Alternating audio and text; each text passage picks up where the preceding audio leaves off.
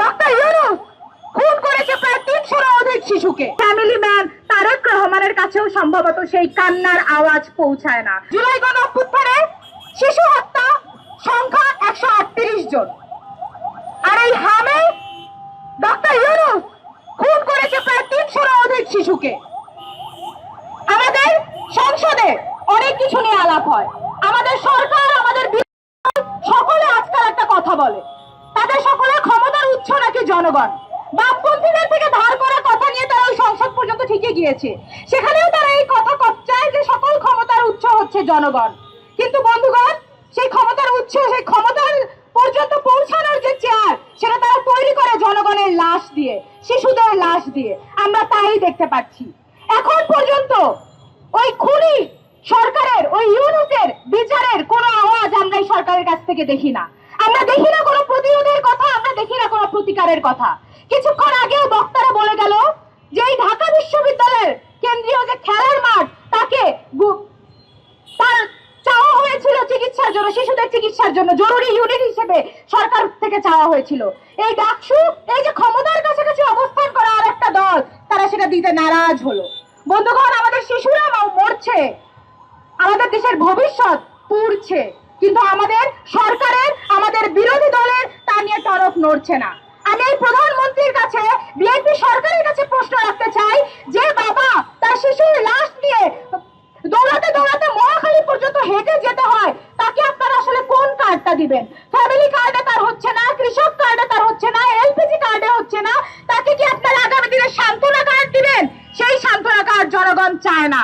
জনগণ ওই ভিক্ষা দায় ছাড়া আর চাচ্ছে না। জনগণ চাচ্ছে বিচার। শিশুর লাশ নিয়ে যে মা বাবা দৌড়াচ্ছে, তারা চাচ্ছে বিচার। সেই বিচারটা নিয়ে কেন এখনো আলোচনা উঠছে না? ইউনূস সরকার সংস্কার করতে কতগুলো শিশুকে হত্যা করে দিয়ে গেল। বন্ধুগণ, সেই বিচার নিয়ে কোনো আওয়াজ নাই, সেটা নিয়ে কোনো পদক্ষেপ নাই। আমরা এখনো দেখছি না যে এই সরকারের টনক নড়ছে, কোনো জরুরি অবস্থা তারা ঘোষণা করছে, আইসিইউর সংখ্যা বাড়ানো হচ্ছে, অক্সিজেনের সংখ্যা বাড়ানো হচ্ছে, আমরা তেমন কোনো খোঁজ পাচ্ছি না। এই শহরের, এই ঢাকা শহরের হয়তো বা কিছু না কিছু খোঁজ আমাদের কানে আসে। আমরা কি ওই দুর্গম পাহাড়ের ঘটনা জানি, যেখানে সরকার মদতপুষ্ট ওই সেনাবাহিনী পাহাড় কেটে কেটে রিসোর্ট বানাতে পারে, কিন্তু একটা হাসপাতাল এখনো কোনো সরকারের আমলে তৈরি করা হয়নি। সেই শিশুরা কিভাবে জীবন যাপন করছে, সেই শিশুদের মায়েরা বাচ্চারা কি কষ্ট পাচ্ছে, সেইটা আমাদের সরকারের কাছে যায় না।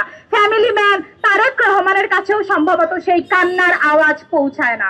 বন্ধুগণ, আমরা স্পষ্টভাবে জানাতে চাই যে অনতিবিলম্বে এই সরকারকে যে মহামারী দেখা গেছে, তা ঠেকানোর জন্য তার গুরুত্বপূর্ণ ব্যবস্থা গ্রহণ করতে হবে। পাশাপাশি ইন্টারিম দায়ী যারা আছে তদন্ত সাপেক্ষে তাদের বিচার নিশ্চিত করতে হবে।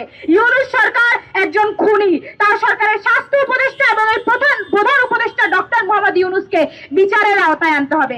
সংস্কারের নামে ডক্টর ইউনূস কেবলমাত্র তার ঋণগুলো মওকুফ করেছে এবং একটা ইউনিভার্সিটি করে দিয়ে চলে গেছে। বন্ধুগণ, আমরা যদি দেখি তাহলে যেই শিশুগুলো মারা যাচ্ছে, তাদের পরিবারের দিকে তাকিয়ে দেখেন, তারা এই দেশের মেহনতি জনগণ, তারা ওই গরিব মানুষজন, যাদের শিশুদেরকে আসলে তারা ওই মা বাপের একটা আইসিইউতে নিয়ে যেতে পারছে না, প্রাইভেট হাসপাতালে নিয়ে যাচ্ছে না।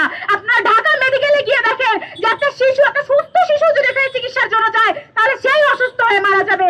কই সেটার বিরুদ্ধে এখন পর্যন্ত আমাদের সরকার কোনো ব্যবস্থা গ্রহণ করেনি।